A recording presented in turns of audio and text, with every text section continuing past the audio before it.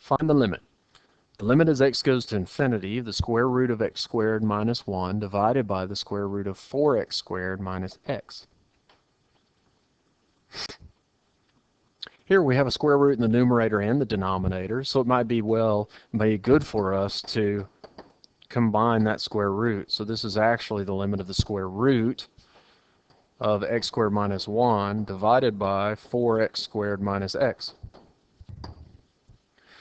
Once we do that, then the square root, because it's a continuous function as long as x is positive, and x is going to infinity, so it is positive, the square root can come outside the limit. So we're really talking about the square root of the limit of x squared minus 1 divided by 4x squared minus x. This limit, if we try to evaluate the limit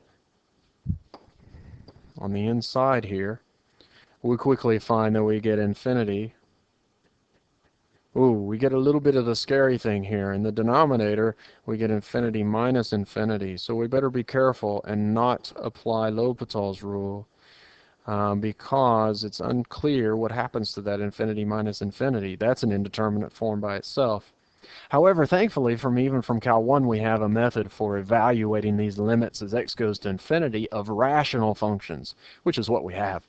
So what we end up doing here is we still have our square root, but now we can divide the top and the bottom by the highest power of x that we see.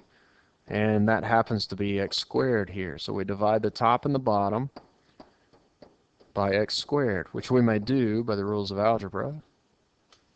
And then this breaks up. Let me get myself a little more room. This becomes the square root of the limit x approaches infinity of 1 minus 1 over x squared divided by 4 minus 1 over x. Here, let's go over here just to make sure. So this is x squared divided by x squared minus 1 over x squared. That's the way the numerator breaks up. And then 4x squared divided by x squared minus x divided by x squared. So then when you cancel the x's squareds here, you end up with the 1. Minus 1 over x squared. These x squareds will cancel and give you the 4. One of these x's will cancel and leave a 1 over x. Now whenever you take this limit, the limit of 1 is just going to be 1 minus, as x gets larger, x squared is going to get larger, which means 1 over x squared goes to 0. So 1 over 0. 4 is a constant, so the limit of that will be 4. Minus, again, x is getting larger and larger, so 1 over that will get smaller and smaller, or go to 0.